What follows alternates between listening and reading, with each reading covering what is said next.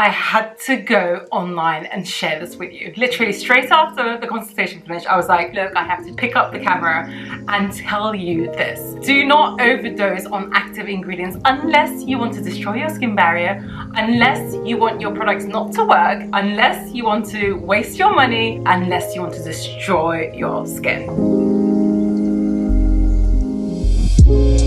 Hi everyone, hopefully you're all doing well. I'm Chidam Yilmaz, your personal skincare coach, teaching you effective ways of achieving your healthy skin through education and well-being. And I'm just going to get straight into it because I literally have 10 minutes before I go and pick up the kids, and I just had my consultation and she was actually calling from New York, and yeah, we just had an amazing 1.5 session where I identified her skin type, identified her skin needs, looked over all her skincare products. At the end of the session, I set up her correct skincare routine day and night. So what she was doing wrong, let's talk about what she was doing wrong.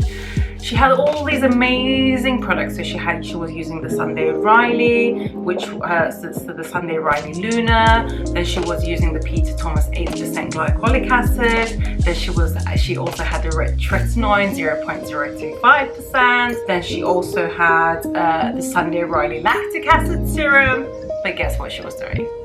She was basically using them the same night. Can you believe that? And I'm like, no. Is that the reason why you haven't done this skin barrier? Is that the reason why your skin is like literally freaking out? And she was like, oh, you're not supposed to? And I'm like, no, my lovely, you're not supposed to.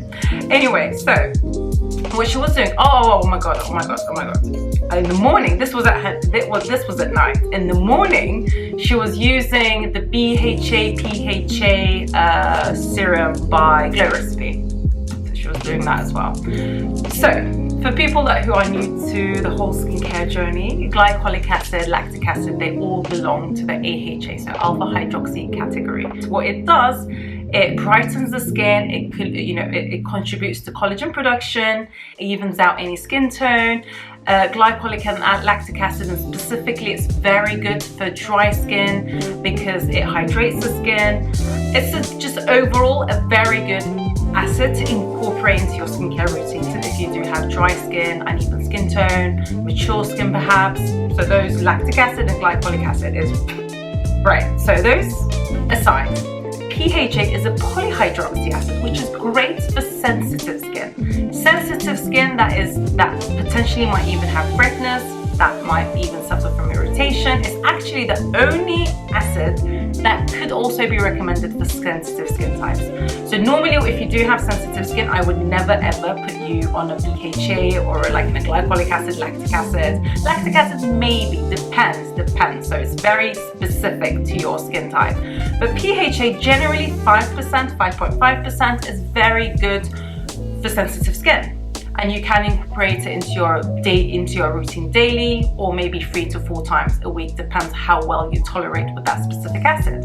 So PHA is good for sensitive skin. Then you have BHA, so which means beta hydroxy acid. And the most popular beta hydroxy acid that we all know is salicylic acid. So salicylic acid, I've made so many different videos about salicylic acid and the difference between salicylic acid and benzoyl peroxide. Generally speaking, salicylic acid I would give to my clients who have got oily, acne-prone, congested skin. Oh, by the way, PHA is good for sensitive skin because the structure of a PHA molecule is much more larger. Because it's much more larger than BHA or AHA acids, it does not irritate the skin because it is a larger molecule. So generally speaking, the smaller the molecule, which by the way, the smallest molecule is glycolic acid.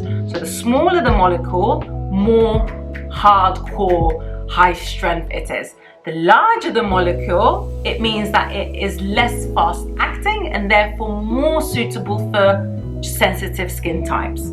So leave me down in the comment section below, Chidam, please do more videos on this. Please share more on this because I'm here to serve you. I'm here to answer all your questions. So if you want to find out more about these acid families, I would definitely do a video for you specifically. This is just a summary because I am going to come to the conclusion where you will have that aha moment and follow me on, okay?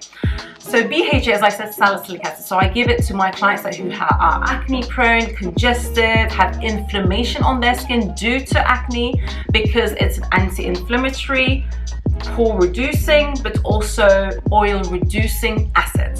So generally speaking, BHA for acne prone skin. So this client of mine, she was using AHA 8%. She was using 2% BHA. She was using PHA as well, combined with the BHA. And then at night, she was also using the Sunday Riley lactic acid. So she was basically like using all the acids. So that's number one. You don't need to use all the acids. You use one type of acid that is suitable for your skin.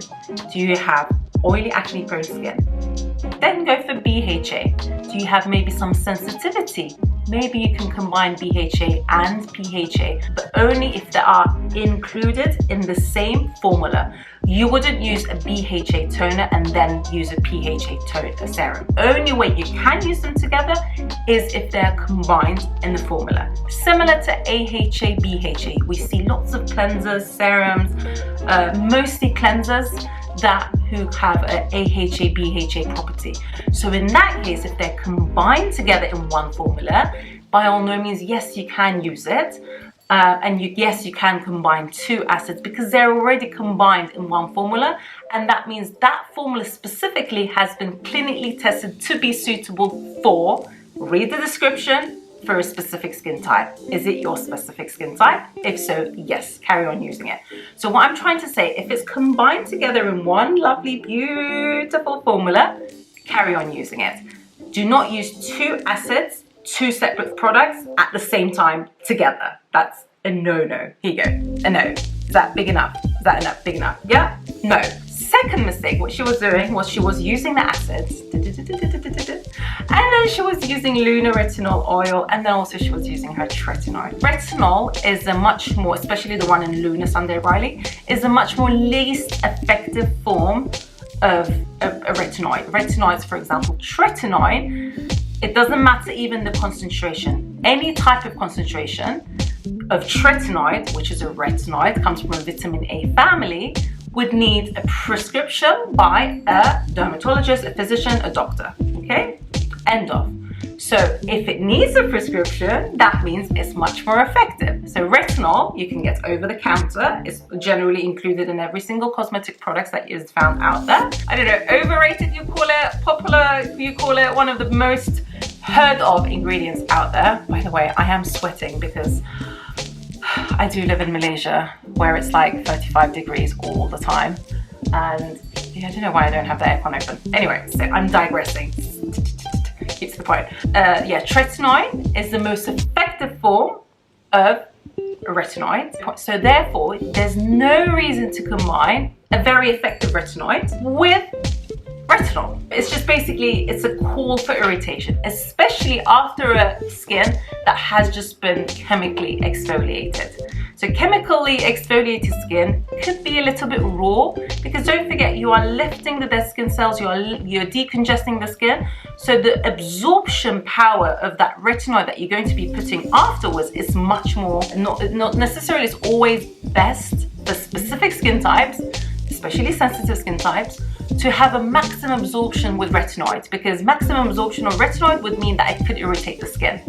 You could potentially, again, that's why it's so specific to skin types, so different skin types, and that's why it's so important to either come to my masterclasses, my online masterclasses, where I literally talk to you and consult you on your skincare journey. But if not my workshop, then a one-to-one private session with me where I can literally look at your skin and say, okay, this is the product that you need, this is the product you do not need, and literally create that routine for you. So generally speaking, if you have low concentration of glycolic acid or lactic acid or anything, low concentration as in less than 5% or maximum 5%, you can potentially combine that with a lower concentration of retinol, maybe up to 0.5%. You can do that, okay?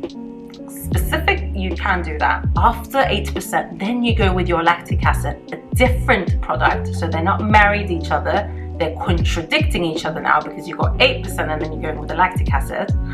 And then you go for a prescription grade tretinoin then you have 3 skin irritating ingredients used on top of each other, which, my friends, causes you redness, irritation, post-inflammatory hyperpigmentation. Your skincare products won't work. Even if you add them all up and it makes a $300 skincare routine, it won't work, trust me. And you'll literally be wondering, oh my god, I'm using all these amazing products, XYZ recommended. I've seen like all these marketing ads, It's supposed to work on my skin. It doesn't work on my skin. No, that means my skin has a problem. No, it does not work like that. You might have the best products in the world, but if you don't know how to use them, how to layer them, when to use them, and then it basically doesn't work. So in summary, do not overdose. Do not overdose on your retinoid. Do not overdose on your actives. Try and keep them separately. So it's, for this client, what we done, we kept her PHA and BHA. Why? Because she was congested and acne prone. I got her to use that in the morning. I made her stop her glycolic acid. I made her stop her lactic acid because it wasn't the necessary acid for her. She's already getting the perfect combination of a BHA and PHA in the glow recipe. And at night, I've got her to carry on her tretinoid, and to back her tretinoin with skin repair ingredients, which I'm formulating for her. Skin repair. Always remember this. Skin irritating, if you're using skin irritating and active ingredients, you always have to use a skin repair product to compensate for the dryness, compensate for the irritation. When you compensate all these, what you're doing, you're boosting the strength of your active ingredients, because a healthy skin barrier is all you need to have a healthy skin. Hopefully that was a little bit eye-opening for you. I know I constantly repeat myself, but I'm going to keep on repeating myself unless everyone knows how to take care of their skin properly. Everyone that follows me knows which skincare products to use. Everyone knows what order they to use it. Everyone is aware of ingredients and is able to identify their own skin type, their skin needs and ingredients to form the greatest skin care routine. That's the aim. So I'm going to keep on talking, and I'm always going to keep on sharing, and I can't wait to meet you either in person, via online Zoom, to really find the ideal best skincare routines for you, or meet you on my masterclass sessions, monthly, either it being the acne masterclass, either it being the pigmentation masterclass. I hold masterclass sessions every single month, and I get to get with you on Zoom and with lots of you who are also on the same boat. At the end of the day, I'm trying to make your skincare journey an enjoyable, effective and simplified. That's my aim, and I'm not going to stop unless you have mastered your skincare game. I'm so excited to be a part of your skincare journey. I'm going to leave the links down below, and also, because you're watching this on my YouTube, you always have to be the first one to know of a very, very special discount code. So I'm going to enter that down below as well. Make sure you use that discount code so you do get that special discount for just being a subscriber or just being a watcher. By the way, if you haven't subscribed, I would love for you to subscribe, because I do videos like this every single week. And all right, I've talked a lot. Need to go and run to get the children. Love you all and have a lovely day. Bye.